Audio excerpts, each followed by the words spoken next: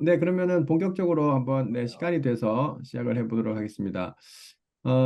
오늘 2023년 서울대학교 의료인공지능 융합인재 양성사업단의 세미나 시리즈에서 오늘 또 귀한 분을 모셨습니다. 특히 오늘이 또 수능이 있는 날이어가지고요. 되게 수능날 추운데 오늘은 뭐 다행히 조금 날은 풀리고 이제 비가 약간 오고 있는데 하여튼 뭐 가족 친지분들 중에 수험생이 있는 분들 있으면 좋은 결과가 있기를 기원합니다. 지금 뭐 인공지능 분야에서 가장 핫 이슈죠. 라지 랭귀지 모델 해서 특히 챗 GPT 뭐 굉장히 빠른 속도로 발전하고 있습니다. 지금 뭐 저도 가끔 강의를 하는데 이게 뭐 너무 빨리 바뀌어가지고 뭐 한 두세 달만 지나도 강의록을 다 새로 만들어야 될 만큼 뭐 너무 속도가 지금 빠른 상황인데 오늘 특히 이제 이런 그 변화하는 상황 속에서 잘 이해하고 가이드를 주실 교수님을 모셨습니다. 최은재 교수님은 서울대학교 카이스트 또 조지아텍에서 이제 학위를 다 이수를 하셨고 구글 딥마인드 또 소프트웨어 엔지니어를 역임하시다가 지금 이제 카이스트 AI 대학원 교수로 계십니다. 워낙 지금 뭐 학회 활동하고 또 연구 뭐 굉장히 활발하게 왕성하게 활동하고 계셔서 아마 참여하실 분들은 대부분 다 이미 알고 계시지 않을까 싶은데요.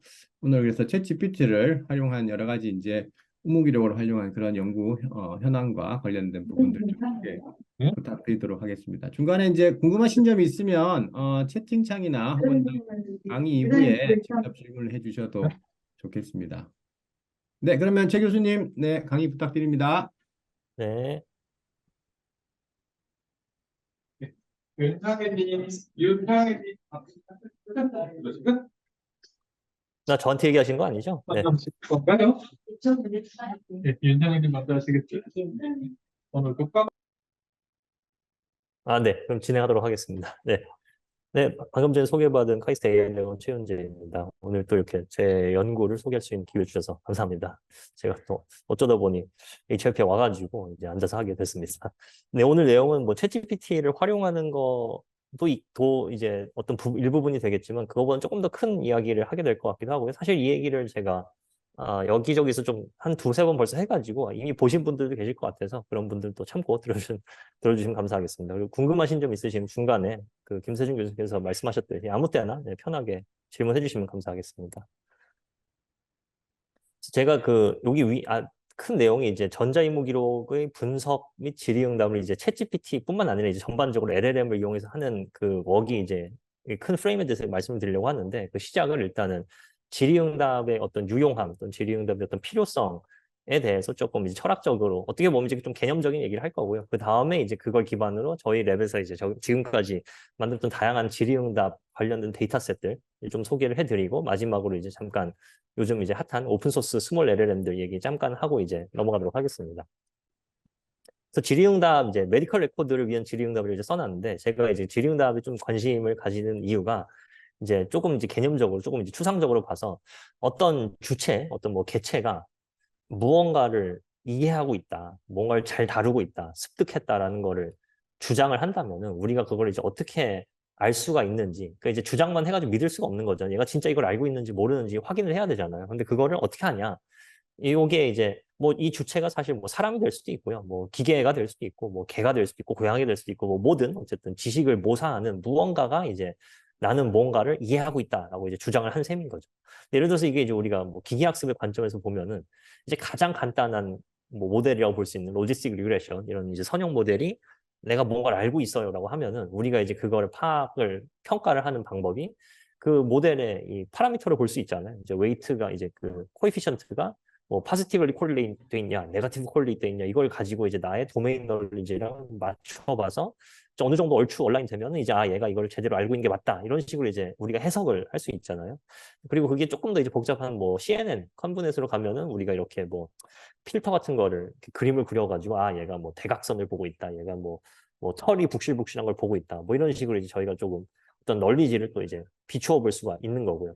여기 이제 RNN이나 트랜스포먼 쪽으로 가면 조금씩 점점 어려워지거든요. 이때부터는 이제 모델이 좀 복잡해져가지고 저희가 그동안 많이 했던 건 이제 어텐션 같은 걸 보는 거죠. 이제 이 RNN 트랜스포머 둘 다 이제 주입중 메커니즘, 어텐션 메커니즘을 기반으로 돌아갈 수 있기 때문에 이제 에피소딕하게 뭐 어떤 영어, 불어, 페어를 주면은 얘가 이제 이 모델이 이 번역을 할 때 어느 단어에 집중을 하더라. 뭐 이런 약간 에피소딕한 그런 단편적인 이제 지식 같은 걸 보면서 이제 몇 개를 봤을 때 이제 몇 개의 에피소드를 봤을 때 얘가 알고 하는 것 같다. 뭐 이렇게 이제 저희가 추정을 해볼 수 있는데 사람이라면 어떡하냐? 사람이 내가 이거 이해한다. 내가 의료를 이해한다. 내가 뭐 법률을 이해한다. 내가 뭐 수학을 잘한다라고 했을 때 어떻게 이거를 검증을 하겠냐는 거죠. 그래서 제가 생각하기에는 뭐 요건 당연히 불가능할 테고 뭐 그 사람의 뇌가 진짜로 막 뉴런들이 어떤 지식을 잘 저장하도록 커넥션이 이루어져 있는지 이런 걸 저희가 볼 수는 없잖아요. 이런 거 불가능하기도 하고 뭐 아무도 검증받고 싶지도 않을 테고. 그래서 저희가 주로 사용하는 게 이제 세 가지 중 하나라고 생각을 합니다. 이제 질문을 하는 거죠. 그러니까 이제 우리가 이미 답을 알고 있는 질문을 해서 얘가 그 답을 맞추면은 그럼 오케이 이제 너가 알고 있는 거다. 그게 이제 시험이 되는 거죠.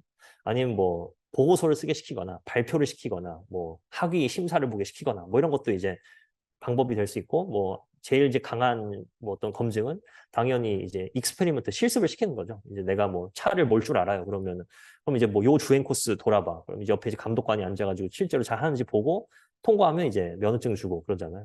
그러니까 이제 보통 제 생각에는 뭐 세상에 있는 웬만한 많은 일들은 다 요 세 가지 안으로 이제 들어온 것 같습니다. 그래서 뭐 저희가 수능을 보는 것도 마찬가지고 뭐 운전면허 시험, 뭐 의사 국시, 뭐 공무원 시험, 뭐 공인중개사 시험 다 사실은 시험을 보고 그 사람이 이제 응시자가 어느 정도 이상의 점수를 넘어서면은 이제 믿고 그냥 주는 거죠. 그 사람의 뇌가 뭐 진짜로 뉴런의 커넥션이 어떻든 그런 거 이제 우리가 모르기 때문에 그냥 일단 문제를 풀어서 몇 점 이상이 맞으면은 그럼 이제 자격증을 주는 거잖아요. 너는 이제 이거를 잘 알고 있으니까 우리가 너가 그걸 할 수 있는 자격증을 줄게. 뭐 면허를 줄게. 뭐 이렇게 하는 거죠.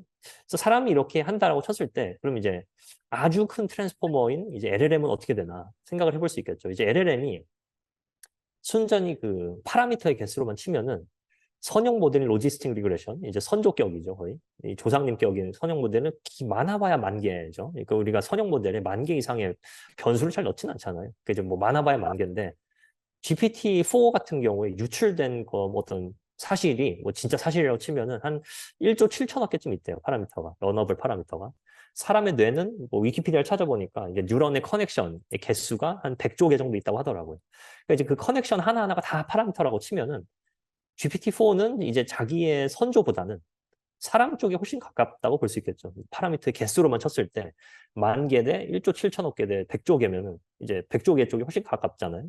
그리고 사실 이게 여기서 멈출 거라는 뭐 보장도 없죠. 앞으로 더 커지겠죠. 뭐 10조 개짜리, 100조 개짜리, 뭐 1,000조 개, 1경계, 10경계 뭐 이렇게 모델은 계속 커질 테니까. 그래서 그런 세상이 왔을 때 과연 우리가 뭐 이런 뭐 코에피션트를 본다던가 뭐 커널을 본다던가 어텐션을 본다던가 이런 거를 이제 할 수 있을까? 뭐 유용할까 생각을 해볼 수 있겠죠. 사실은 사람한테도 이거밖에 못 하는데 사람보다 더 큰 파라미터를 가질 미래 모델한테 이거 이상 할 수 있나? 라고 생각을 해볼 수 있겠죠. 혹시 질문이 아니군요. 네. 그래서 저는 이제 그 헬스케어를 주로 특히 이제 의료 전자의무 기록을 많이 다루니까 그럼 이제 전자의무 기록을 이해하는 AI라고 쳤을 때 그럼 이제 걔도 같은 원리를 적용할 수 있겠죠. 뭐 전자의무 기록이 뭔지는 대부분 다 아실 테니까 뭐가 될 것 같고요. 전자의무 기록이 뭐 저는 이제 병원 소속이 아니기 때문에 오픈소스 데이터셋을 많이 사용하는데 뭐 미믹3, 미믹4 이런 걸 많이 사용하는데 다행히 이제 이런 데이터셋들이 조금 뭐 양도 많고 헤테로지니어스한 그 모달리티도 막 이미지, ECG, 텍스트 뭐 다 있고 그래가지고 연구용으로 사용하기가 좋습니다. 그래서 이제 이런 것들을 이용해서 저희가 이제 AI가 예를 들어서 나 미믹3 알아요, 나 미믹4 이해했어요라고 할 때 그거를 검증하는 방법을 QA를 통해서 하는 게 좋지 않겠냐라는 거죠. 이제 QA라는 게 결국 시험을 보게 시킨다는 거죠. 그래서 사실 이런 방법들이 많이 쓰이고 있습니다. 지금 뭐 요즘 챗GPT니 뭐 구글의 바든 이런 애들이 자기네 성능을 비교할 때 사실 뭐 딴 걸 하는 게 아니라 다 시험을 보잖아요. 뭐 수학 시험, 뭐 역사 시험, 영어 시험, 뭐 무슨 뭐 화학 시험 이런 시험들을 보고 뭐 상식 시험, 추론 시험 이런 걸 보고 평점을 내가지고 누가 제일 평점이 높냐 이거를 이제 따지거든요. 요즘은. 그러니까 이미 사실 제너럴 도메인에서는 많이 하고 있는 형태고 그게 이제 의료 쪽에서 똑같이 가게 되지 않을까라는 생각을 하는 거고. 뭐 절대 충분 조건은 될 수 없지만 이제 필요 조건은 될 수도 있겠죠. 이제 이런 시험을 통과한 애들만 우리가 임상 시험 시켜줄게 이런 식으로 이제 어떤 테스트 통과를 시키는 뭐 필요 조건이 될 수도 있다라고 생각을 합니다. 그리고 이제 그렇게 AI를 그냥 AI 지식을 평가 또는 AI 이해를 평가하는 거를 넘어서서 사실 질의응답 자체가 굉장히 유용할 수도 있죠. 뭐 환자에 대한 어떤 정보를 확인을 한다던가 아니면 뭐 의료적인 통계, 뭐 임상적인 통계를 낸다던가 뭐 의료 정책을 시행할 때 어떤 패턴을 본다던가 뭐 행정적인 도움을 받는다던가 뭐 여러 가지 도움이 받을 수가 있겠죠. 그래서 이런 것들이 비단 꼭 이제 AI의 어떤 그 평가 관점에서만 필요한 건 아니고 사실 유용하게 두루두루 쓸 수가 있다라는 말씀 드리고 싶고요. 문제는 다 좋은데 이제 뭐 이런 것도 좋고 이제 평가하는 것도 좋고 뭐 실용성도 좋은데 단지 EMR을 위해 EMR 기반의 이제 좀 엄정한 이제 좀 이렇게 잘 만들어진 시험 문제가 없다는 게 이제 문제입니다. 이게 이제 제 생각엔 크게 세 가지의 이유가 있는데 하나는 일단 EMR 자체가 별로 없죠. 그러니까 병원의 데이터는 다 프라이버시 이슈가 있기 때문에 다 공개가 되지 않잖아요. 그래서 그걸 가지고 이 연구하는 사람들이 그거 기반으로 뭘 하고 싶어도 할 수가 없죠. 병원 소속이 아닌 이상. 그래서 우리 모두는 다 사실 미믹이나 이런 거 이제 의존할 수밖에 없는 거고. 또 하나는 이 시험 문제를 만들 때 만드는 사람, 그러니까 이제 시험 출제자가 의료 전문가여야 되죠. 그러니까 우리가 뭐 상식 시험을 만든다, 뭐 추론 시험 만든다 그러면 사실 아무나 그냥 대졸자 데려다가 이렇게 문제를 만들어도 되는데 의료 분야의 이 시험이라고 하면은 질문 자체가 의료적으로 좀 의미가 있어야 되잖아요. 그래서 그런 걸 아무나 만들 수가 없고 이제 저 같은 경우는 제가 만드는 게 아니라 사실 이제 의대 교수님들이나 이런 전문가분들과 협업을 해서 만들기 때문에 이제 이런 게 또 하나의 배려가 될 수 있고 마지막은 이제 EMR 자체가 멀티모달한데 이제 뭐 엑스레이도 있고 타임 시리즈도 있고 뭐 그러니까 영상 뭐 멀티미디어 타임 시리즈 텍스트 뭐 되게 많은 어떤 그 모달리티가 있어가지고 그런 거를 다 아우르는 시험이어야 된다라는 게 또 하나의 챌린지가 될 수 있거든요. 이런 이제 얘기를 드리고 싶은데 이제 제가 이런 고민을 한 첫 사람은 절대 아니고요. 이제 이런 연구를 했던 분이 스몰 스케일로 했던 분이 미리 몇 분 계십니다. 그래서 미국 NIH 같은 데 계셨던 연구하시던 박사님이 이런 사람의 질문을 이제 뭐 이렇게 좀 기계가 이해할 수 있는 언어로 바꾸는 뭐 어떤 컨셉추얼한 연구를 하셨었는데 이건 이제 사실 어떻게 보면 이제 테스트 또는 뭐 어떤 토이 이그젠플에 가깝고요. 조금 더 이제 라지 스케일로 처음으로 제대로 만드신 거는 이제 2020년에 그 버지니아 텍 교수님께서 만드셨습니다. 그래서 미믹3를 기반으로 이제 EMR QA를 만든 거죠. 질의응답 데이터셋을 만든 건데 이제 첫 사례고요. 어떻게 하셨냐면 사람의 질문을 이런 식으로 SQL로 바꾸도록 하는 그런 이제 데이터셋을 만드신 거예요. 왜냐하면 이제 사람의 질문을 EMR DB에다 대고 던지려면 SQL로 바꿔서 던지기만 하면 답이 나올 테니까 사실 이 사람의 언어를 SQL 언어로 바꿀 수만 있으면은 이제 그게 해결된다라는 이제 그런 철학 내에서 이런 걸 만드셨고요.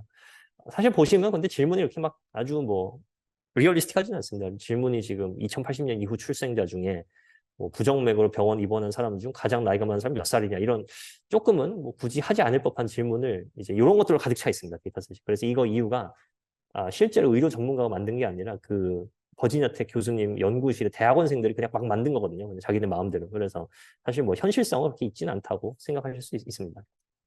그래서 그런 것 때문에 저희가 이걸 풀어봤을 때 금방 그냥 만점에 가까운 점수를 찍었거든요. 이게 이제 저희 건데 재작년 건데 저희가 그냥 트랜스포머 대충 비슷한 거 갖다가 이제 풀어봤더니 93점이 나오는데 이게 사실상 만점이거든요. 왜냐면 이제 나머지 7점은 맞출 수가 없는 문제들이에요. 뭐 오타가 있거나 뭐 모호하거나 해서 맞출 수가 없는 문제여서 사실 바로 그냥 뭐 만점을 찍었다. 근데 그 이유가 이제 일단 질문 자체가 조금 의료적으로 어떤 의미가 있다기보다는 논리 문제에 가깝기 때문에 그게 좀 패턴이 좀 이렇게 나이브하고요.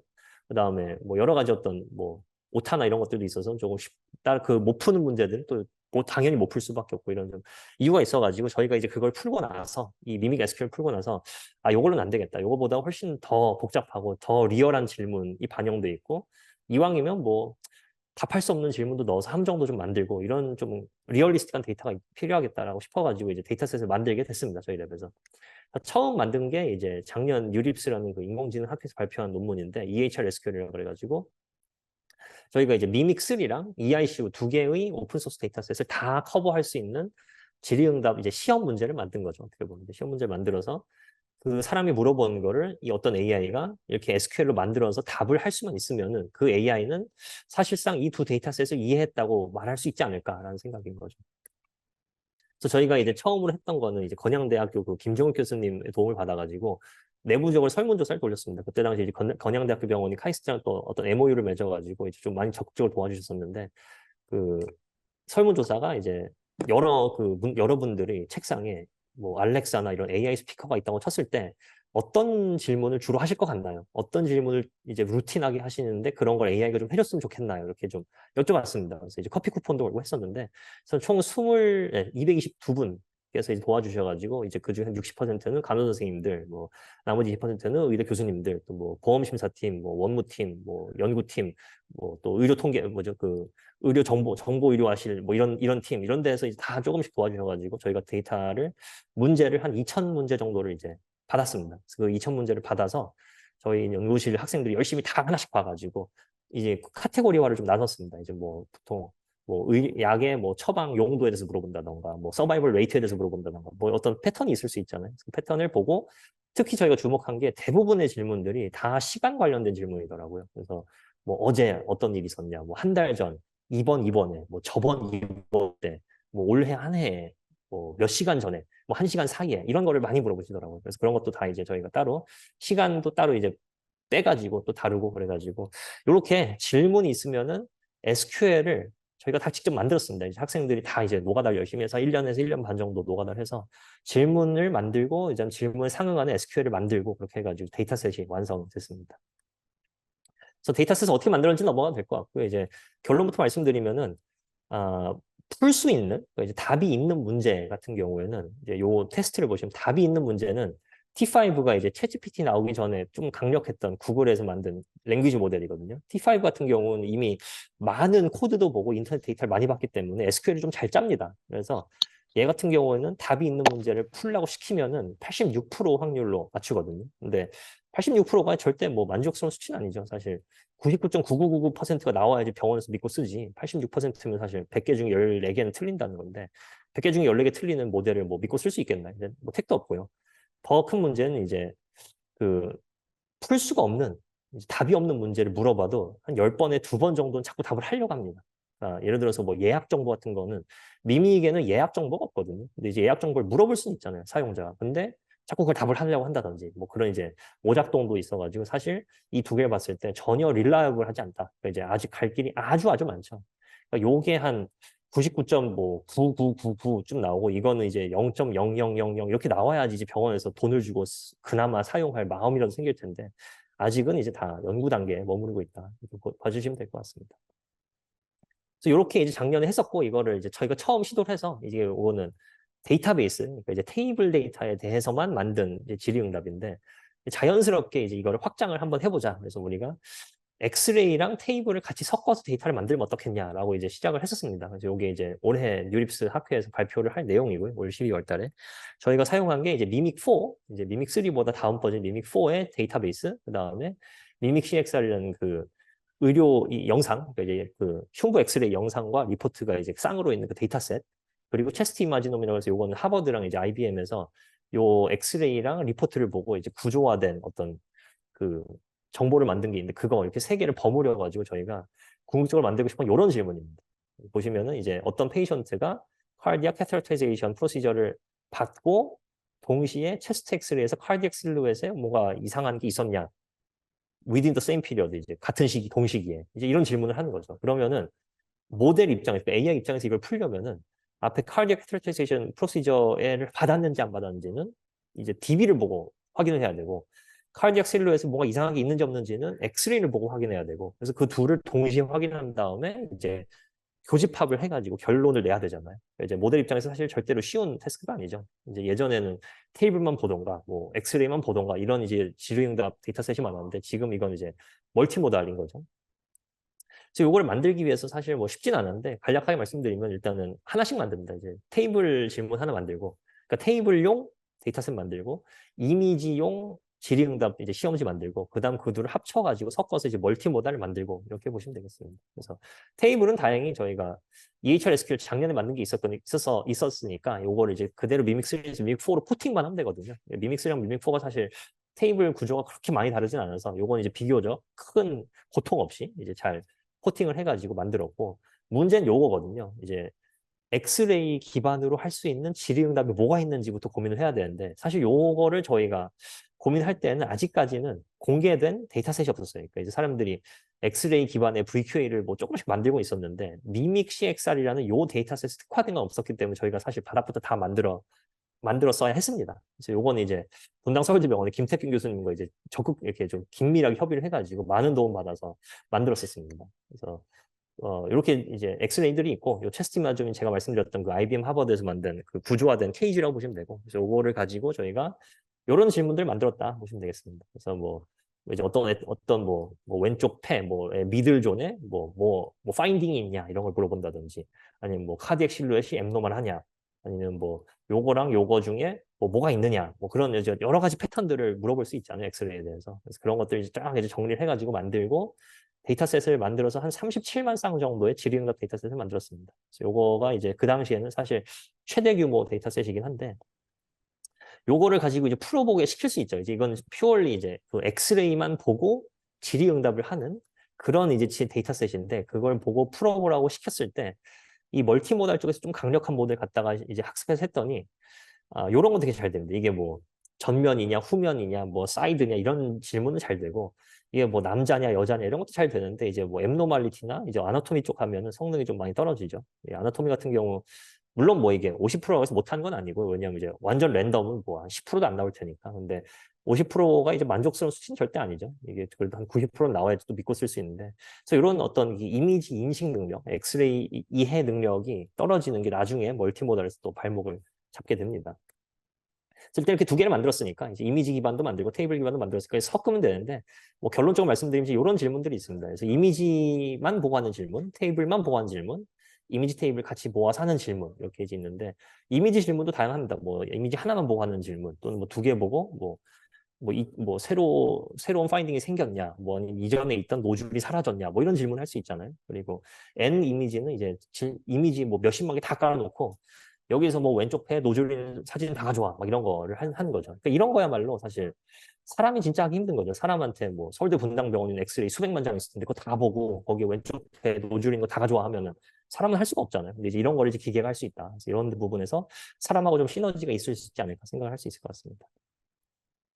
그래서 이렇게 만들었는데 이제 문제는 푸는 거거든요. 이게 엑스레이랑 테이블을 같이 보고 풀어야 되기 때문에 이전 모델처럼 SQL만 만들어서는 풀 수가 없거든요. 이거는 이제 SQL은 테이블은 이제 검색할 수 있지만 엑스레이를 이해할 수는 없잖아요. 그래서 저희가 뉴럴 SQL이라는 새로운 문법을 조금 정의를 합니다. 그러니까 이제 보시면은 여기까지는 그냥 SQL인데 여기에 이제 펑션 VQL이라고 그래가지고 엑스레이를 다뤄야 되는 부분은 외주를 주는 겁니다. 이제 외부의 모델, 이제 VQA, 그러니까 엑스레이를 보고 이해할 수 있는 모델이 따로 있어서 걔를 불러다가 엑스레이를 시키고 이해를 시키고 걔한테서 이제 어떤 정보, 텍스처런 정보를 뜯어서 SQL에 이렇게 좀 플러그인을 해주면 그걸 가지고 저희가 이제 실행을 시켜서 답을 얻는 약간 좀 복잡한 새로운 문법을 정의했는데, 여기서 이제 LLM이 쓰이게 됩니다. 왜냐하면 이런 문법은 저희가 새로 정의한 거기 때문에 뭐 학습 셋이 존재하지 않거든요. 저희가 그냥 새로 만든 거라서.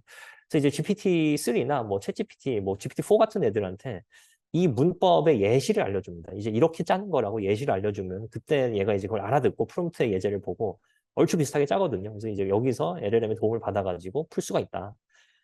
보시면은 이제 이미지 쪽 질문만 보시면은 이 문법 자체는 93%로 꽤 잘 맞춥니다. 이제 LLM이 굉장히 강력한 거죠. 문법은 예제만 봐도 이해를 하는 건데 단지 실행을 시키면 40%, 지금 조금 올라가서 50%쯤 나오는데 어쨌든 성능이 아주 좋진 않죠. 그러니까 아까 이제 그 이미지 인식 능력이 발목을 잡는다는 게 여기서 똑같이 작용을 하고 있고, 이제 멀티모델 질문을 가도 여전히 성능이 아주 좋진 않습니다. 이것도 한 이제 60% 조금 넘어가긴 하는데 지금 좀 성능을 튜닝을 해가지고 그래도 여전히 뭐 절대로 믿고 맡길 수 있는 수준은 아니어서 이제 시작이고요. 당연히 이 엑스레이 같은 경우 사실 테이블은 실행만 하면 100%거든요. 당연히. 왜냐면은 이 문법만 짜면은 그거 이제 문법 던지면은 그 실행은 100% 되는 거니까. 근데 엑스레이 쪽이 문제라서 엑스레이 쪽이 이제 이미지 인식을 잘 하는 게 좀 어려운데, 요거를 학습할 때 저희가 이미지를 한 15만 장 정도 썼을 거거든요. 10만 장에서 15만 장 썼는데 이제 그걸로는 부족한 거죠.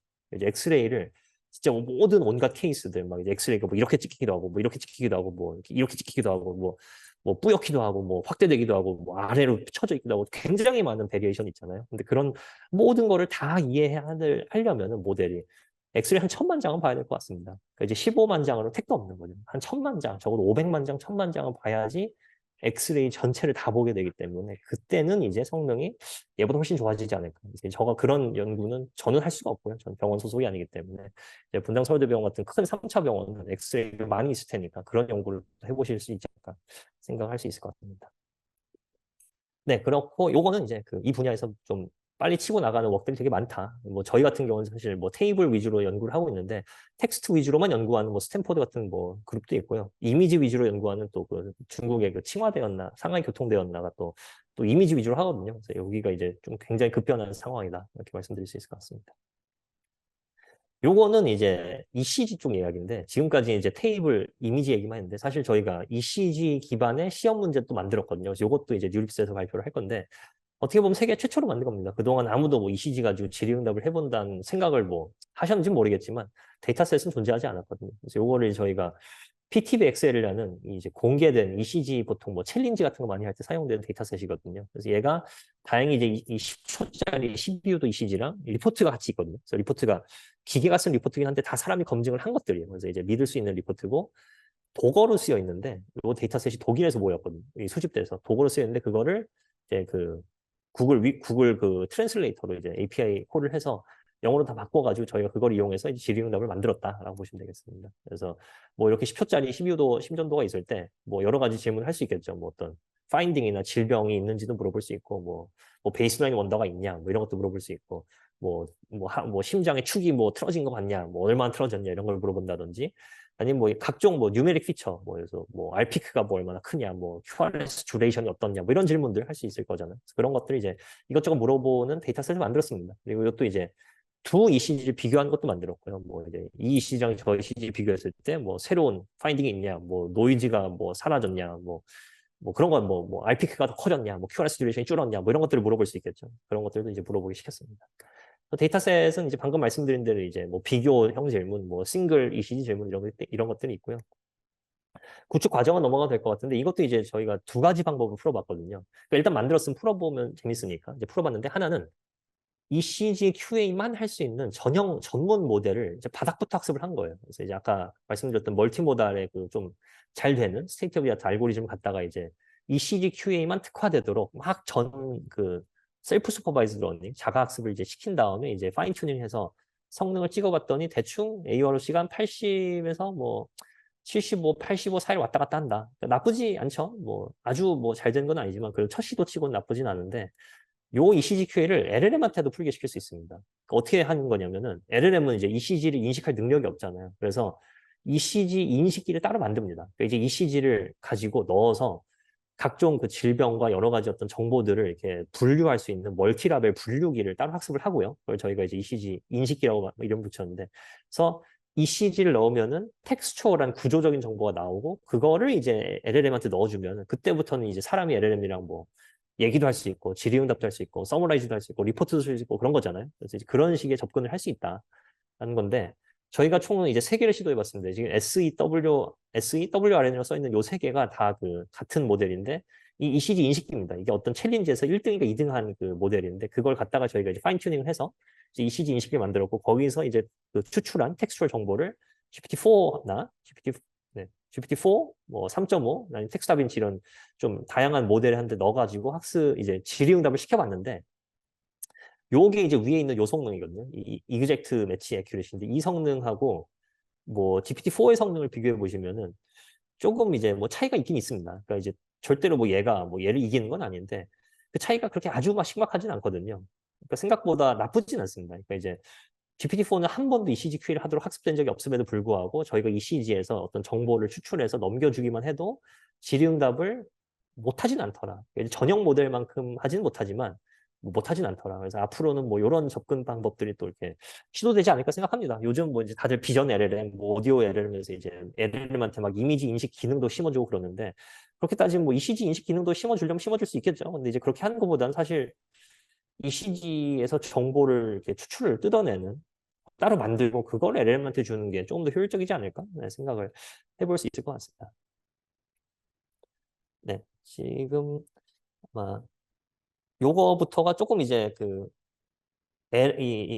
헬스케어랑 조금 이제 무관한 이야기가 될 텐데 요것도 어떻게 보면 질의응답의 좀 연장선상이어서 간단하게 말씀드리겠습니다. 요거는 KG 기반으로 팩트 베리피케이션 이제 사실이냐 아니까 이제 상대방의 클레임을 가지고 그게 진실인지 아닌지 이제 판별하는 그런 데이터셋인데 KG 기반으로 저희 랩에서 처음으로 만들었거든요. 근데 KG가 사실 이제 의료 쪽에서도 사실 많이 있잖아요. 예를 들어서 뭐 ICD-9 다이그노시스 진료 코드, 진단 코드라고 생각하면 그게 이제 하이라키가 있잖아요. 맨 위에 이렇게 루트가 있고 밑에 뭐 어떤 카테고리가 있고 또 있고 또 있고 이렇게 해서 이제 텍소노미가 있는데 뭐 그런 거라던가 아니면은 뭐 스노메드 같은 것, 온톨로지도 그렇고 그런 게 다 어떻게 보면 이제 일종의 널리지 그래프라고 볼 수가 있잖아요. 그래서 그런 것들을 사실 활용을 하면 좋은데 서치도 이제 스노메드나 이런 걸 다루기엔 너무 좀 힘들 것 같아서 일단 제너럴 도메인에서 유명한 DBPDR라는 지금 보면 상식 널리지 그래프입니다. 상식 널리지 그래프를 이제 사용을 해서 요런 이제 데이터셋을 만드는 거죠. 뭐 어떤 회사가 뭐 어떤 십을 운영했는데 그 십이 뭐 지어진 도시는 뭐 파펜부르가 이런 이제 클레임이 있을 때 그게 이제 진실인지 거짓인지를 널리지 그래프를 뒤져가면서 이제 판별을 하는 거죠. 그래서 널리지 그래프가 뭐 이렇게 뭐 전형적입니다. 어떤 사람 이름, 뭐 도시 이름, 뭐 회사 이름, 뭐 나라 이름 이런 게 막 있고 노드로 쓰여 있고 그다음 그 사이사이 관계가 다 이제 화살표로 있습니다. 요거를 뭐 저희가 사실 뭐 몇 가지 이제 어떤 리즈닝 타입, 뭐 이제 싱글 홉이냐, 뭐 투 합이냐, 쓰리 합이냐, 뭐 네게이션이냐 이런 걸 만들어서 이제 저희 때가 데이터셋을 나름대로 만들어서 이제 10몇만 개를 만들었거든요. 근데 뭐 만든 과정은 지나가도 될 것 같고, 요것도 이제 두 가지 방법을 풀 수가 있습니다. 이것도 이제 이 팩트 케이지만 풀 수 있는 모델을, 그 특화된 모델을 바닥부터 학습을 시키든지 아니면 LLM을 이용하든지 이제 ECGQ랑 똑같죠. ECGQ에도 바닥부터 ECGQ만 하는 모델 따로 만들거나 LLM 붙이거나 근데 두 가지 방법이 있었는데 얘도 마찬가지인데 얘도 어쨌든 이 텍스트로 하는 일이잖아요. 결국에는. 그렇기 때문에 뭐 LLM을 얼마든지 만들려면 만들 수 있습니다. 근데 이제 일단은 그 요것만 풀 수 있는 특화된 모델을 저희가 바닥부터 만들어서 학습도 막 뭐 전처리도 하고 해가지고 만들었더니 평균 성능이 한 77.6 정도 나오는데 LLM을 가지고 이제 만들 수도 있거든요. LLM을 이렇게 쪼개가지고 이렇게 이제 이 팩트 케이지를 푸는 어떤 그 프로세스를 좀 쪼개가지고 중간중간 LLM한테 일을 맡겨서 하는 방식으로 할 수가 있습니다. 그래서 예를 들어서 뭐 클레임이 좀 길면은 그거를 뭐 문장 단위로 이렇게 좀 서브 문장 단위로 쪼개고 그다음 그 서브 문장 하나하나를 검증하기 위해서 뭐 어떤 이 널리지 그래프에서 어떤 트리플들을 가져와야 되는지 검색을 하고 그다음 그 트리플들을 가져와서 어떤 좀 작은 서브 그래프, 널리지 그래프를 만들고 그걸 가지고 이제 최종 뭐 판단하고 이런 이제 3스텝, 4스텝을 거치면 이제 만들 수가 있습니다. 근데 그렇게 했을 때 이것만 풀 줄 아는 위에 요 모델이죠. 이것만 할 수 있는 전용 모델이 77점이면은 GPT를 사용했을 때 70한 2.6 정도가 나옵니다. 그러니까 이제 12샷이라는 게 이제 12개의 예제를 보여준 거거든요. 그러니까 이제 각 스텝마다 이제 이렇게 하는 거야 라고 12개의 프롬프트 예제를 보여주면은 77대 72니까 나쁘지 않죠. 제 생각에 나쁘지 않습니다. 얘는 이제 기어는 사실 이걸 하기 위해서 저희가 막 모델 바닥부터 다 짰거든요. 그리고 막 뭐 약간 그래프 뉴럴 네트워크 같은 것도 사용해서 막 하고 막 되게 복잡했는데 이거는 그냥 이 중간중간 프롬프트 엔지니어링만 조금 신경 써가지고 해주면은 바로 72.6이 나오거든요. 물론 이제 이것도 뭐 일주일 만에 나온 건 아니고 몇 달 걸리긴 했는데 그래도 이제 뭐 나쁘지 않다. 왜냐하면 이제 이 GPT는 이것 말고 딴 것도 할 수 있으니까요. 그래서 그건 굉장히 좀 LLM의 어떤 벌스타일한 능력을 좀 엿볼 수 있는 예제들이라고 보실 수 있을 것 같습니다. 마지막은 조금 이제 얘는 조금 이제 결이 다른데 제가 지금까지 보여드렸던 그 EHR SQL 또는 뭐 멀티모달 SQL 또는 뭐 ECGQA, 팩트 케이지 이런 거는 저희가 만들 때부터 그냥 무조건 많이 만들자. 그러니까 무조건 이 샘플을 많이 만드는 게 좋다. 그래서 막 10만 개, 20만 개 이렇게 만들었는데 여기서부터는 저희가 약간 생각이 달라져가지고 이런 시험들의 목적은 결국 이 상대방의 지능을 테스트하고 이해도를 테스트한 거기 때문에 그냥 무조건 많이 만든다고 능사가 아닌 거잖아요. 사실 저희가 수능을 생각해 보면 수능도 이제 언어 영역은 딱 뭐 요즘 몇 문제인지 모르겠지만 제가 볼 때는 딱 50문제인가 그랬는데 그러니까 이제 50문제를 물어보는 이유가 있을 거 아니에요. 그러니까 50문제를 물어보고 시간 제한을 얼마나 설정했을 때 이 사람들이 푸는 그 결과를 보면은 얘가 언어적으로 이제 대학 가서 공부를 할 능력이 있는지 없는지를 추정하는 게 안정적으로 가능할 것이다. 스태티스컬리 릴라이블 할 거다라는 어떤 굉장히 많은 고심 끝에 나온 숫자가 50문제일 거잖아요. 그래서 그런 거를 생각했을 때 이런 시험 문제도 함부로 만들면 안 되겠다라는 생각이 들어가지고 이때부터 이제 한번 제대로 각을 잡고 시작을 해봅니다. 그래서 이것도 이제 요번 올해 유립스에서 또 발표를 할 예정인데요. 태스크는 조금 다릅니다. 태스크는 AI의 시각 인지와 사람의 시각 인지가 얼마나 비슷한지를 평가하는 데이터셋입니다. 이제 이게 왜 중요하냐면은 예를 들어 사람은 이제 잘 모르거나 뭐 흐릿하거나 뭐 너무 어둡거나 이러면 사실 그게 뭔지 파악한 바로 이거 뭐 개예요, 고양이에요 하기보다는 잘 모르겠어요. 또는 뭐 이제 약간 뭐 자리를 옮겨서 다시 정보를 취득한다던가 뭐 불을 킨다던가 이런 정보가 이제 확실해질 때까지 계속 취득하는 그런 노력을 하는데 AI는 사실 그렇진 않거든요. AI는 굉장히 오버컨피던트한 그런 경향이 있는데 뭐 예를 들어서 테슬라가 뭐 한 몇 년 전에 사고를 냈었는데 그게 자율주행으로 가다가 이제 고속도로에서 어떤 큰 트럭이 하얀색 트레일러 트럭이 유턴을 이렇게 하고 있었거든요. 고속도로에서. 그러니까 이제 흔히 있는 일은 아니죠. 고속도로에서 유턴한다는 게 말이 안 되는데 어쨌든 그런 상황이었는데 이제 테슬라 자율주행 AI는 그런 상황을 한 번도 맞닥뜨린 적이 없을 거 아니에요. 그래서 이 도로 가운데 길게 이렇게 가로로 있는 하얀색 그 트레일러가 구름이라고 이제 생각을 하고 이제 안개의 구름이라고 생각하고 전속력을 가서 갖다 박아가지고 이제 사람이 죽었거든요. 그러니까 이제 그런 시츄에이션이 얼마든지 있을 수 있기 때문에 결국에는 사람처럼 조금 이렇게 보수적인 모르면 모르겠다라고 할 수 있는 그런 능력이 필요하다. 근데 이제 그런 거를 테스트해볼 시험지가 필요하다라는 거거든요. 그래서 이제 저희가 그런 걸 염두에 두고 처음부터 이제 여러 가지 어떤 시험지가 가져야 될 덕목을 아예 처음부터 만들어서 접근합니다. 그래서 시험지라고 하면은 당연히 이제 저희가 요거는 분류 문제로 바꿨습니다. 그 시험지인데 분류 문제입니다. 그래서 뭐 어떤 이미지를 주고 이게 뭐 개, 고양이, 사자 뭐 중에 뭐냐 이렇게 이제 분류를 하는 건데, 그러니까 분류할 클래스가 명확히 이제 디파인이 돼야 되는 거죠. 예를 들어서 차가 보기가 들어가면 차라는 게 뭐 사륜구동, 이륜구동, 오토바이, 뭐 SUV, 뭐 트럭, 레미콘 뭐 되게 많잖아요. 근데 그런 거가 이제 정의가 불분명하기 때문에 함부로 막 갖다가 쓸 수가 없거든요. 그러니까 컴퓨터도 뭐 타블릿, 뭐 랩탑, 노트북, 뭐 UMPC 뭐 너무 많잖아요. 그렇기 때문에 이제 정의가 명확해야 되고 바운더리가 이제 디스크리트해야 된다라는 게 굉장히 좀 어려운 조건이고, 다양한 시나리오 커버할 수 있어야 된다. 이제 여러 가지 어떤 실제 생활에서 나타날 수 있는 어떤 이미지 분류를 하게 될 시나리오를 다양하게 커버해야 된다. 그리고 당연히 답이 명확해야 된다. 그러니까 예를 들어서 뭐 어떤 문제가 답이 모호하면은 수능도 행정소송 걸리고 그러잖아요. 시험지라는 건 답이 명확해야 되겠죠. 그리고 마지막은 각 클래스가 이제 저희가 그 분류할 클래스 뭐 자동차, 뭐 호랑이, 사람, 뭐 고양이 이런 것들이 일반인들에게 충분히 이제 퍼밀리어해야 된다는 건데, 요거는 왜 그런지 이따가 설명을 드리겠습니다. 이건 이제 조금 생뚱맞아 보이실 수 있는데, 그러니까 저희가 어떻게 했냐면 일단 카테고리가 여러 개입니다. 이제 이미지 인식인데 그냥 깨끗한 이미지, 그다음에 약간 좀 그 동물로 치면 이게 저희가 이제 그 포유류로만 이제 이렇게 그 바운더를 정했거든요.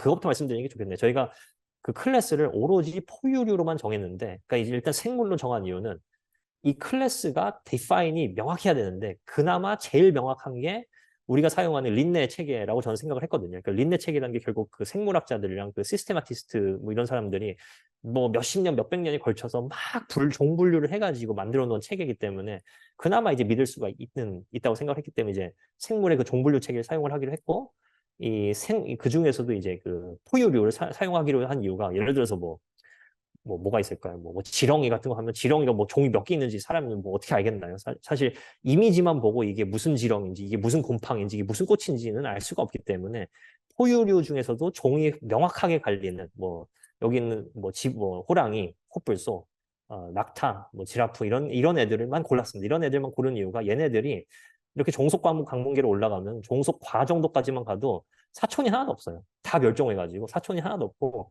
뭐 엘리펀트 같은 경우는 이제 아프리카 엘리펀트, 뭐 아시아 엘리펀트 한 2개밖에 없고 그렇기 때문에 이런 식으로 이제 묶어서 해가지고 이런 거를 도출하는 과정도 사실 동물학자분들에게 도움을 받아서 도출했습니다. 그러니까 이제 이 10개는 누가 봐도 시각적으로 분류가 확실하고 그나마 비슷한 동물이 없습니다. 그러니까 이제 이 실루엣만 봐도 기린하고 비슷한 동물은 없거든요. 이제 그런 걸 감안해서 만들었다. 그리고 이제 카테고리도 깨끗한 사진, 뭐 이제 뒤에 배경이 좀 흔하지 않은 사진, 뭐 동물이 아예 아닌 거, 합성 동물, 근연 관계인 거, 뭐 일러스트레이션 이런 것들이 있는데 요게 이제 굉장히 어렵거든요. 요게 이 카테고리 8이 뭐냐면은 일부러 어둡게 만들거나 일부러 해상도를 낮추거나 일부러 뭐 블러 처리를 한다거나 이런 건데, 그러니까 이제 얼마나 어두우면은 이게 더 이상 뭐 지브라처럼 얼룩말처럼 안 보이겠냐라는 질문을 하고 싶은 거죠. 이제 사람들은 어떤 선이 있을 거잖아요. 이제 이 정도로 어두우면은 더 이상 판단을 못하는 선이 있을 텐데 AI도 그 선을 따라가야 된다는 거거든요. 근데 이제 그 선을 사실 뭐 출제자인 저희는 모르기 때문에 이걸 이제 엄밀히 하려면은 80억 명 전부에게 물어봐야겠죠. 80억 명 전부한테 선이 어디냐? 언제부터 너가 이거를 얼룩말이 아닌 것이라고 확신을 못 하겠냐라고 물어봐야 되는데 이제 80억 명한테 물어볼 수는 없으니까 이제 아마존 메커니컬 터크를 사용을 합니다. 그래서 아마존 메커니컬 터크를 사용해가지고 한 이미지당 134명한테 물어봅니다. 이게 통계적으로 이제 이게 이 십지선다형 문제인데 이 십지선다형 문제의 정답을 추정하려면은 한 문제당 134명한테 물어봐야지 뭐 에러바운드 5% 이내로 할 수 있다고 통계적으로 그게 나온다고 하더라고요. 그래서 저희가 한 문제당 134명을 고용해가지고 메케니컬 턱에서 이제 막 이제 합니다. 그래서 메케니컬 턱에서 이걸 시킬 거기 때문에 그래서 일반인들도 아는 클래스로 해야 되는 거죠. 그래야지 이제 쉽게 뭐 이게 딱 보면 얼룩말이고 누구나 아니까 그런 이유도 있었습니다. 저렇게 막 모아가지고 이제 실험을 했는데 실험은 이제 저희가 이미지 인식하는 모델 따로 그다음에 이제 풀지 말지 그러니까 이제 너무 어두우면 풀면 안 되잖아요. 그러니까 풀지 말지 정하는 모델 따로 있는데 이제 F가 인식기, G가 이제 그 손을 들지 말지 결정하는데 결론적으로 말씀드리면은 이미지 인식기는 그렇게 중요하지 않고요. 이제 저희가 뭐 트랜스포머를 쓰냐, 뭐 CNN을 쓰냐, 뭐 MLP를 쓰냐 이렇게 몇 가지 써봤는데 유명한 것들 걔네들의 차이보다는 사실 손 들지 말지 결정하는 이 알고리즘 훨씬 더 많은 큰 차이를 가져오더라. 근데 하나하나가 다 이제 뭐 OOD 디텍션, 뭐 uncertainty estimation 이런 걸 이제 하는 모델들이 알고리즘들인데 얘네들 하나하나의 성능 차이가 이미지 인식기보다 훨씬 크더라. 그리고 그 어떤 것도 다 잘하진 않더라. 이제 뭐 누구는 뭐 예를 들어서 뭐 카테고리 4에서 잘했으면 누구는 5에서 잘하고 누구는 6에서 잘하고 이런 식으로 다 중구난방이고 그래가지고 아직까지는 지금까지 그 AI 연구한 사람들이 만들어낸 각종 이미지 인식 그 모델과 그다음에 이제 이걸 풀지 말지 결정한 전략 같은 알고리즘들이 이 모든 걸 두루두루 다 잘하는 조합은 하나도 없었더라. 아직 결론입니다. 그래서 아직도 이제 갈 길이 진짜 멀죠. 그러니까 이제 사람처럼 인식을 하는 AI가 필요한 건데 이 시각 인식하는 AI가 필요한 건데 그 어떤 것도 그렇지 않더라라는 게 이제 현재 상황이라고 보시면 되겠습니다. 그래서 이제 굉장히 좀 어려운 상황이라고 볼 수도 있겠죠. 네. 여기까지가 이제 그 데이터셋 이야기였고요. 이제 LLM 얘기를 잠깐만 좀 드리자면 사실 LLM 요즘 뭐 워낙 핫해가지고 뭐 다들 알파카가 뭔지는 아실 것 같은데 뭐 간단하게 말씀드리면은 이제 알파카라는 게 저희가 이제 그 챗GPT 뭐 바드 이런 거 나오면서 이제 그런 거 다 유료니까 이제 유료 LLM만 쓸 수는 없잖아요. 근데 다행히 이제 페이스북에서 메타 페이스북이 그 라마라는 깡통 LLM을 이제 공개를 해줬습니다. 깡통이라는 게 이제 그 사람하고 대화는 할 수 없고 다음 단어를 잘 예측하는 뭐 그런 이제 깡통 모델인데 그러니까 얘를 대화를 하게 만들고 싶은 거죠, 사람들은. 그래야지 챗GPT의 대용품이 되니까. 그래서 그거를 스탠포드에 있는 연구자들이 이미 대화를 할 줄 아는 GPT한테 대화 예제들을 많이 이렇게 뜯어냅니다. 이렇게 많이 활용해가지고 많이 뜯어내고 그거를 갖다가 얘한테 깡통한테 학습을 시키면 그때부터는 얘가 대화를 할 수 있게 되거든요. 그래서 그렇게 나온 게 알파카다. 그렇게 보시면 되겠는데 이제 이게 라마 1 때 얘기고 벌써 뭐 한 달인가 2달 전에 라마 2도 나왔기 때문에 뭐 각종 이런 LLM들이 뭐 하루가 멀다고 쏟아져 나오고 있는 상황입니다. 그래서 이런 거를 봤을 때 이제 당연히 저희도 의료 텍스트에 특화된 거를 필요로 하지 않을까 생각을 해서 만들었었는데 요것도 이제 라마를 갖다가 이제 미믹3에 있는 한 200만 개 정도 되는 뭐 널싱 노트, 피지션 노트, 라디올로지 리포트, 디스차지 서머 이런 걸 갖다가 막 학습을 시킨 다음에 이제 각종 이제 예제를 이제 합니다. 뭐 여기서 약 이름이 뭐야? 뭐 이 약어는 플러스 뭐가 돼? 뭐 이 사람은 이 처방을 받은 적이 있어 없어? 뭐 이런 이제 다양한 질의응답을 이제 만들어 가지고 이제 학습을 시켰더니 이제 그 모델이 GPT에 크게 뒤지지 않더라. 그리고 알파카 같은 제너럴 도메인 모델보다 훨씬 잘 되더라. 이제 이런 좀 프리미널한 결과를 얻었었습니다. 근데 이제 이런 걸 만들고 나니까 이제 여러 가지 뭐 여러 사람들한테서 막 그 연락이 왔거든요. 이거 좀 공유를 해달라고 연락이 왔는데 문제는 이게 미믹3로 만든 거라서 그러니까 이제 이게 다 미믹3 기반이거든요. 노트도 그렇고 이런 것도 다 미믹3 기반이라서 얘조차도 미믹3에 묶여있기 때문에 함부로 공개를 할 수가 없습니다. 왜냐하면 이 모델이 갑자기 미믹3에 어떤 노트를 막 갑자기 막 발설한다던가 그럴 수 있기 때문에 뭐 저희가 함부로 공유를 할 수가 없어가지고 그래서 만든 게 그 다음 모델입니다. 아스클레피우스라고 해서 요거는 아예 학습부터 LLM 학습부터 합성 노트로 해보자라는 아이디어거든요. 그러니까 이제 합성 노트로 학습을 하되 진짜 노트에서 이제 검증을 하는 거죠. 그렇게 했을 때 이제 잘 된다 그러면은 두 가지 장점이 있죠. 일단은 합성 노트로 학습을 했기 때문에 아무에게나 공유는 되죠. 이제 얘 같은 경우는 미믹3로 학습을 했기 때문에 이제 공유를 못 하는데 얘는 이제 합성 노트 학습을 했으니까 뭐 어떤 프라이버시 이슈가 없잖아요. 막 공유를 해도 되는 거고 또 하나의 장점은 제가 뭐 예를 들어서 뭐 병원 소속 뭐 연구자가 아니어도 합성 노트 그냥 뭐 10만 개, 100만 개 만들어가지고 그 LLM 학습하면 되기 때문에 누구나 이제 어떤 클리니컬 LLM 만들 수가 있게 되는 거죠. 그러니까 어떤 저변이 넓어지게 되는 거죠. 그래서 두 가지 장점이 있다 이렇게 보시면 되겠습니다. 어떻게 했냐면은 합성 노트를 만들어야 되는데 저희가 이제 바닥부터 만들 수는 없으니까 이 칭화대 연구자들이 퍼블릭 센트럴에 있는 데이터 논문 다 받아가지고 거기서 케이스 리포트만 막 뜯어냈거든요. 그래서 16만 7천 개의 케이스 리포트를 가지고 뜯어내서 이제 공개한 데이터셋이 있습니다. 그 이제 PMC 페이션트라는 건데 그거를 저희가 시드 삼아서 요거를 보고 GPT한테 너가 어떤 디스차지 서버리 좀 써줘라고 시킨 거거든요. 그러니까 이제 그러니까 얘는 이제 진짜 미믹스에 있는 노트고, 요거는 이제 그 케이스 리포트고, 이제 케이스 리포트 기반으로 쓴 합성 디스차지 서버리라고 보시면 되는데, 이제 최대한 얘랑 스타일이 비슷해지길 원하는 거죠. 그래서 이거를 만들 때 이제 GPT한테 시켜야 되잖아요. GPT한테 이제 이런 케이스 리포트를 이런 식으로 좀 바꿔줘라고 시켜야 되는데, 이걸 시키는 게 사실 쉽지가 않죠. 왜냐면 저희는 의사가 아니기 때문에 어떻게 나와야지 이게 진짜 디스차지 서버리 같은지를 모르잖아요. 그래서 이거를 할 때는 다행히 또 이제 연세대학교의 그 유승찬 교수님과 다른 또 세 분의 교수님들의 도움을 받아가지고 프롬프트 엔지니어를 좀 열심히 해서 최대한 비슷한 디스차지 서버리를 만들었었습니다. 또 이걸 가지고 이제 학습을 했는데, 요 빨간 요 하나하나가 지금 A, B, C, D인데, A, B, C, D가 각각 다른 시험지라고 보시면 됩니다. 요거 이제 미믹스리 기반 시험지, 뭐 시험지인데, 마지막 게 조금 중요하고요. 마지막 거는 이제 미믹스리에 있는 실제 디스차지 서머리를 보고 진짜 의사 선생님들이 나 이런 거 물어보고 싶다라고 질문들을 만들어 놓으신 거거든요. 답은 없어요. 근데 질문들만 만들어 놓으신 건데, 그러니까 어떻게 보면 이 시험지들 중에 가장 리얼에 근접한 시험지죠.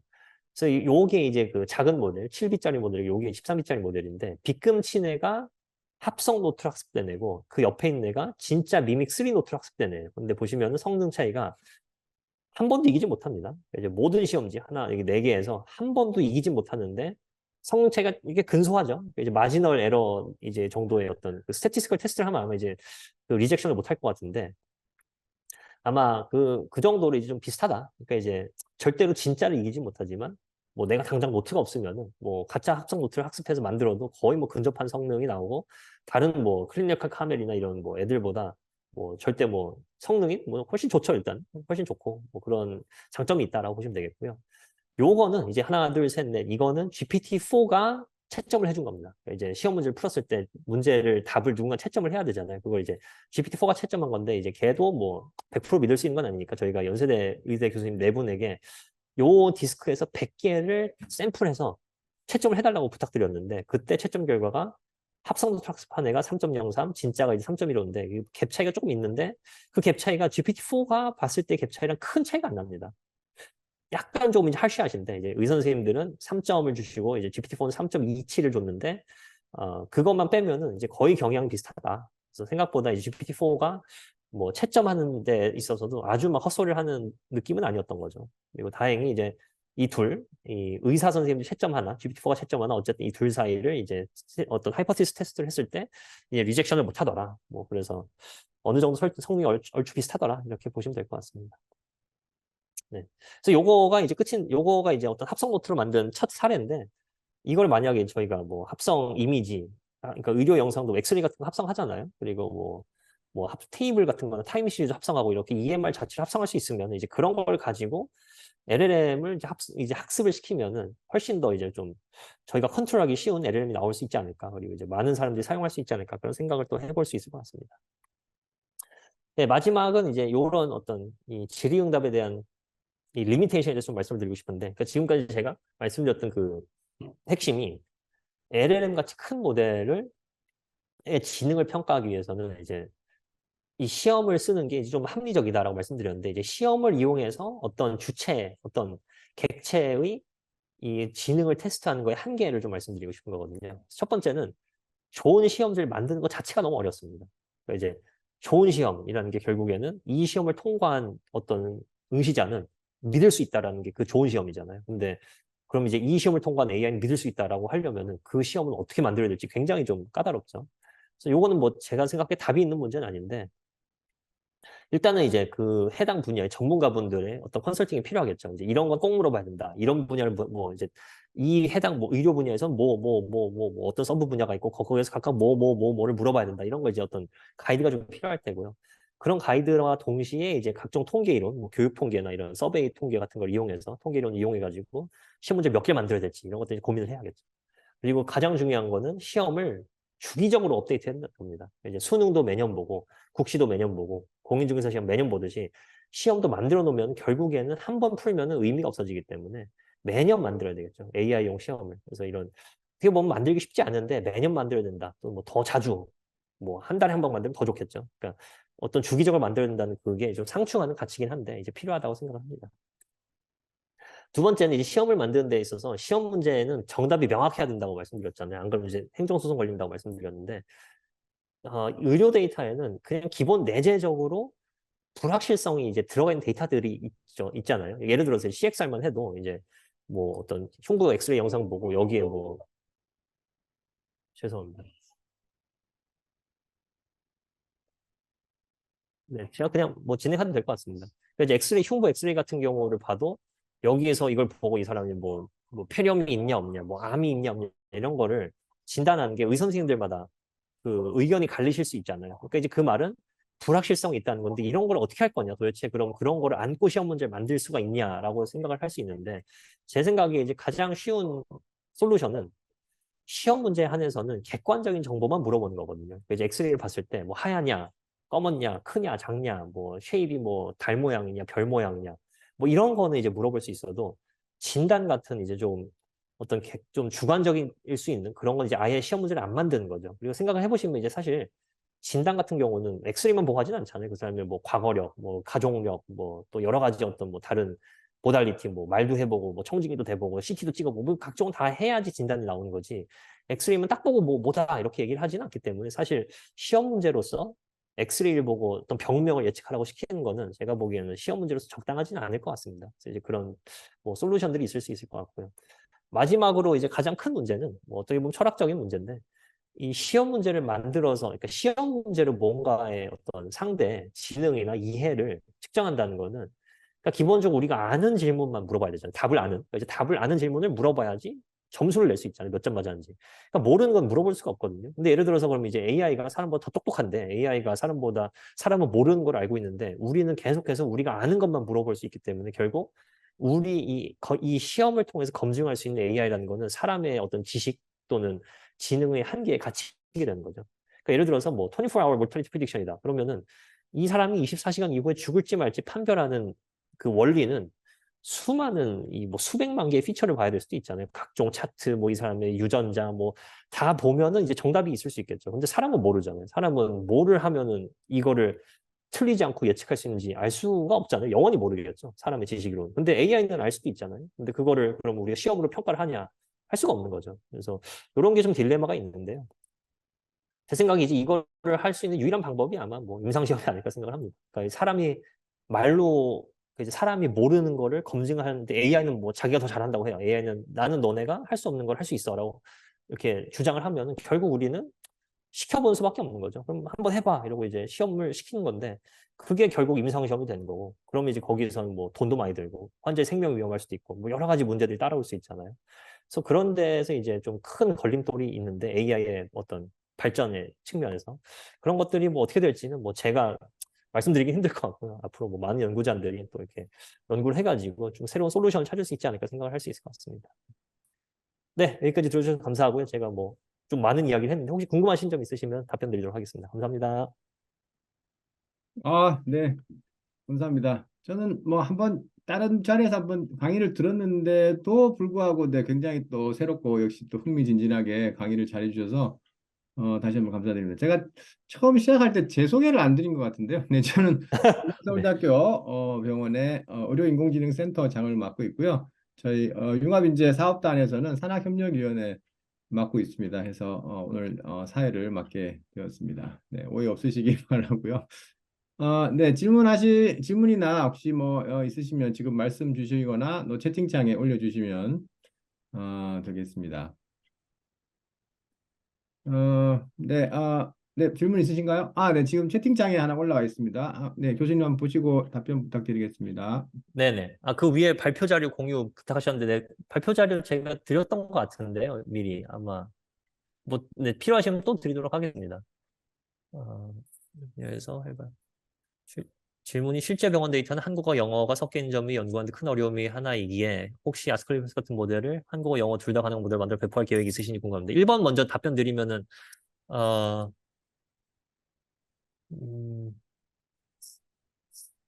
그러니까 저희가 당연히 하고 싶은데 아스클레피오스 모델이 라마를 기반으로 만들어졌거든요. 근데 이제 라마 1을 기반으로 만들어졌고 지금 최근에 이제 라마 2 기반으로 새로 만들고 있긴 한데 라마 2 자체의 한국어 구사 능력이 그렇게 좋지가 않습니다.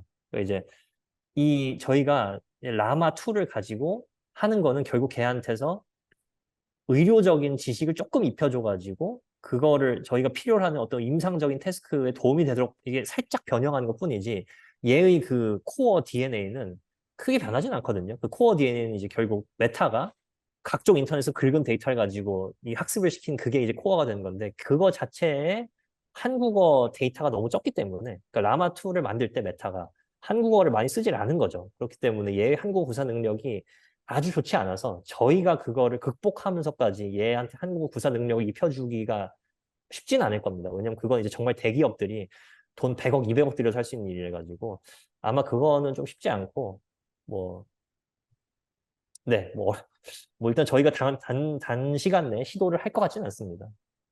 두 번째 질문은 EHL 테이블 데이터에 대한 QA 데이터 만들어 보셨을 때 질문 대답을 어떻게 만들죠?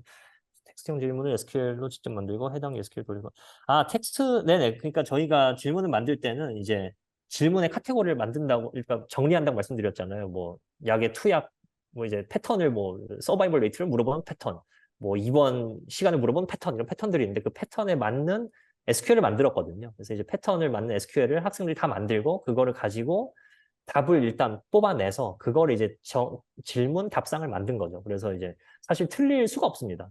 왜냐하면 언설턴티가 없기 때문에. 그래서 그런 부분은 조금 쉽게 뭐 쉽진 않았지만 이제 좀 뭐 어떤 실수의 여지가 그렇게 뭐 많지는 않죠. 엑스레이 기반을 만드는 것보다 훨씬 더 실수의 여지는 없습니다. 다음 질문은 윤동환 선생님께서 해주신 질문입니다. 환자 임상 데이터들 의무기록 피검사, 판독지 등을 모두 벡터 데이터베이스로 만들고 이를 첨부해 답변하는 방식에 대해 시도해 보신 적 있으신지 그리고 이런 뭐 답변 모델이 현 시점에 수용 가능성이 얼마나 되지 여쭤보. 네, 되게 좋은 질문이신데요. 그러니까 요즘 LLM한테 그 레그라고 그래서 리트리벌 오그멘티드 제너레이션 시키려고 이 정보들 다 벡터 DB로 만들어 놓고 그거를 이제 실시간으로 검색해서 가져오는 그런 일들을 많이 하잖아요. 근데 저는 어떤 텍스트, 어떤 시그널, 어떤 정보를 특히 이제 디스크리트한 정보, 텍스트나 뭐 숫자 같은 디스크리트한 정보를 벡터 DB로 만들어 버리는 순간 그 정확한 그 정보가 다 손실된다고 생각을 하거든요. 그러니까 이제 숫자 같은 경우는 뭐 이제 뭐 어떤 간호 기록지에 환자의 뭐 체온이 36.5도였다라고 써 있는데 그거를 벡터 임베딩을 만들어 버리면 그게 36.5라는 게 정확하게 기록되는 게 아니라 36 부근의 어떤 숫자로 이제 기록될 거거든요. 벡터 DB 내에서는. 그러니까 이제 그걸 가지고 뭔가를 한다는 게 이제 항상 정확한 결과를 기대하기가 힘들 거라고 보고 그래서 저는 사실 벡터 DB를 쓸 수 있는 어떤 질문이 있고 쓸 수 없는 질문이 있다고 생각을 합니다. 그래서 뭐 어떤 어, 어, 스타일이나 아니면 뭐 어떤 그 감성적인 그러니까 이제 뭐라 그래야 되지? 그러니까 정확한 정보가 아니라 의미적으로 얼추 비슷한 거를 하면 끝나는 뭐 추천이라든지 뭐 시쓰기라든지 이런 건 이제 가능한데 정확한 답을 말해야 되는 특히 숫자 단위까지 정확해야 되는 걸 말하는 거는 벡터 DB만으로는 저는 부족할 거라고 생각합니다. 다음은 네 저한테 네 이건 네 김영곤 선생님께서 해주신 질문인데요. 미믹 데이터셋이 공개 데이터인 걸로 알고 있습니다. 근데 미믹의 노트로 학습해본 모델을 공개부터 나오셔서 왜 그런지 그게 이제 미믹 데이터셋이 공개인 건 맞는데요. 그거를 이제 획득을 하려면 액세스를 얻으려면은 그 CT 트레이닝 받은 다음에 그거를 이제 MIT 그 미믹 그 관리팀한테 보내야 되거든요. 그래서 이제 그때 막 레퍼런스도 있어야 되고 그래서 완전 공개는 아닙니다. 그러니까 이제 어떤 적법한 절차를 거쳐서 받을 수 있는 거라서 그거를 저희가 무시하고 이제 카메라를 만약 공개해 버린다 그러면은 거기에서 혹시나 이제 미믹의 데이터가 누출이 되는 경우에는 저희가 어떻게 보면 그 규정 위반을 한 셈이 되거든요. 그래서 그런 것 때문에 이제 못하는 겁니다. 두 번째 질문은 합성 데이터를 활용해 쉐어할 수 있는 좋은 아이디어가 돋보인 것 같습니다. 다만 합성 데이터, 실제 내용, 인포메이션 다양한 포함시키는 실제 데이터 학습 모델과 어떤 차이가 있는지. 좋은 질문이신데요. 실제 데이터만큼의 인포메이션을 그러니까 저희가 사실 무에서 유를 만든 건 아니고요. 말씀드렸듯이 케이스 리포트를 기반으로 만들었기 때문에 아예 막 터무니없는 얘기를 하진 않거든요. 합성 노트들이 이제 아주 터무니없는 얘기들은 아닙니다. 그냥 다 실제 세상에서 있었던 케이스 리포트를 가지고 만든 거라서 어떻게 보면 스타일 변환만 디스차지 서머리를 한 거죠. 그렇기 때문에 아마 현실성이나 이런 측면에서 큰 문제는 없을 것 같은데 다만 진짜 병원에서 일어난 그런 일들, 그러니까 진짜 병원에서 쓰는 간호기록지, 뭐, 무슨, 뭐, 이제, 뭐, 널싱 노트, 피지션 노트, 이런 것들하고는 당연히 정보의 구체적인 내용, 구체성이 다르겠죠. 케이스 리포트에 써 있는 내용과 이제 진짜 병원에서 쓰는 어떤 디스차지 서머리에는 디테일의 그 정보량이 다를 수도 있잖아요. 그래서 그런 데서 차이가 나기 때문에 결국 한 번도 합성 노트로 학습된 애가 진짜 노트로 학습된 애를 한 번도 못 이기는 건 그런 데서 오는 차이가 있지 않을까 싶습니다. 네, 합성 데이터를 생성한 모델, 합성 데이터를 생성한 모델은 저희는 챗GPT를 썼거든요. 이제 케이스 리포트를 주고 챗GPT한테 이거를 너가 이런 어떤 디스차지 서머리 스타일을 바꿔줘라고 한 거기 때문에 뭐 성능 자체는 크게 뭐 의심할 여지는 없을 것 같습니다. 그리고 사실 얘가 예를 들어서 케이스 리포트를 디스차지 서머를 충실하게 옮겼는지 안 옮겼는지는 사실 저희도 모르거든요. 수십만 개 그걸 다 볼 수는 없기 때문에. 근데 그거를 기반으로 LLM을 학습했을 때 성능이 나쁘지 않았기 때문에 간접적으로 잘했을 거라고 생각을 하는 겁니다. 오이철 선생님 질문은 네, 제가 보겠습니다. 의료 텍스트 EMR에서 적힌 각 정보들 중에서 중요 정보들 수출 또는 요약하는 걸 관심이 있습니다. LLM에 대해 아직 부족한 상태인데 LLM으로 파일럿 학습시켰을 때 어느 정도 하는 것 같은데 이렇게 특정 태스크만을 목표로 하는 LLM 모델은 LLM에서의 Q&A 형식보다 버트가 더 효율적일지 LLM 성능이 더 붙이고 네, 아주 좋은 질문이신데요. 뭐 시키고 싶은 태스크가 딱 하나면은 굳이 LLM을 쓰실 필요가 없을 것 같습니다. 그러니까 이제 LLM의 그 파워는 제너럴라이저 뭐라 그러죠? 그러니까 이제 학습되지 않은 것도 이제 할 수 있는 그 능력에서 오는 거거든요. 그러니까 예를 들어서 챗GPT는 한 번도 뭐 삼행시를 짓는 걸 학습한 적 없는데 삼행시 짓잖아요. 그런 것처럼 LLM을 쓰는 거는 내가 이것저것 많이 이제 말로 시킬 수 있는 걸 많이 시켜보려고 하는 건데 그게 아니고 나는 한 구체적인 태스크에서 아주 높은 성능을 원한다라고 하시면은 사실 그냥 그것만 할 수 있는 모델 따로 만드시는 게 더 효율적인 전략입니다. 왜냐하면은 LLM한테 그거를 잘하게 만들려면은 버트한테 그거 잘하게 만들려는 것보다 훨씬 더 많은 노력이 들 거거든요. 그래서 뭐 그런 부분은 조금 더 고민을 해보시면 좋을 것 같습니다. 조은경 선생님, 최은경 선생님. 네, 최은경 선생님 질문까지만 제가 그럼 대답을 드리겠습니다. 렉을 이용하기 위해 환자들이 임상 로 데이터를 어느 정도 큐레이션한 병원 EMR 데이터를 이용하고 싶은데 제가 듣기로는 EMR 데이터를 제너티브 AI에 올렸을 때 어느 현재 병원이 EMR 데이터 디아리티브 이용 제너티브 AI에 올리는 제한이 있는데 네, 이것도 아주 흥미로운 질문이신데 사실 그러니까 오픈 AI는 자기네들이 그러니까 사용자가 원하면은 너네들 데이터를 저장 안 하겠다고 선언을 했거든요, 이미. 그렇기 때문에 그거를 믿을 수 있다고 생각하시면은 그냥 올리셔도 됩니다. 그리고 더군다나 더 나아가서 그 오픈 AI가 이제 마이크로소프트랑 같은 이제 협력을 하고 있잖아요. 마이크로소프트에서 히파의 컴플라이언트한 서버를 만들었어요. 그래서 그 서버에 올라가는 이 GPT들이 있거든요. 그러니까 GPT-3, 4 둘 다 히파 컴플라이언트한 GPT들이 있어요. 그래서 걔네들은 진짜로 믿고 써도 되는 거거든요. 이제 우리가 설령 뭐 누출이 이제 디아이덴티피케이션이 완벽하지 않더라도 히파 컴플라이언트 한 서버에 올렸기 때문에 뭐 걔네들이 뭐 막 나쁜 마음 먹을 일은 없으니까 이제 뭐 안 믿고 쓰시면 되는 거죠. 근데 단지 병원 입장에서 그게 외부로 나가는 것 자체가 일단 찝찝하고 사실 중간에 누가 뭐 탈취를 할 수도 있는 거잖아요. 어떤 해커가 이제 병원에서 오픈 AI까지 이제 정보를 전송하는데 중간에 누가 뭐 그걸 탈취도 할 수 있는 거라서 뭐 그런 부분에서 찜찜해서 사실 뭐 안 쓰시는 거지. 뭐 법률적으로나 뭐 테크니컬리 불가능한 건 전혀 아닙니다. 네, 뭐 여기까지 답변 드리면 될 네네. 것 같습니다. 네네. 뭐 굉장히 강의도 아주 네, 훌륭한 강의 감사드리고요. 또 네, 사전에 조금 연락을 저희가 잘못 드려가지고 좀 네, 그 부분은 제가 사과 말씀을 드립니다. 아니다, 괜찮습니다. 네, 괜찮습니다. 네, 질문도 뭐 굉장히 계속 제가 뭐 끼어들 틈이 없도록 질문을 너무 많이 주셔가지고 많이 도움이 됐으면 좋겠습니다. 네, 라지 랭귀지 모델이 들어오면서 랭귀지의 배리어도 좀 점점 없어지지 않나 싶은 생각이 들었는데 오늘 또 이미지랑 관련된 뭐 이런 배리어까지 점점 확장돼서 의료 인공지능 하는 입장에서 정말 의료계에 많은 변화가 앞으로도 생기지 않을까 그런 기대를 좀 해봅니다. 네, 그래서 이번 11월 달 네, 세미나 시리즈는 이 정도로 마칠까 하고요. 앞으로도 계속 네, 월마다 계속 있으니까 12월 세미나에도 또 많은 관심 주시기를 바랍니다. 혹시 또 추가적인 궁금한 점이 있으면 따로 여기 이제 최윤재 교수님 이메일 주소가 있으니까 그렇게 아마 또 소통하셔도 어떨까 싶고요. 네, 오늘 세미나는 이것으로 마치고자 합니다. 네, 오늘 강해 주신 교수님 감사드리고요. 참여하고 질문 적극적으로 해주신 분들 모두 감사드립니다. 이것으로 마치겠습니다. 네, 감사합니다.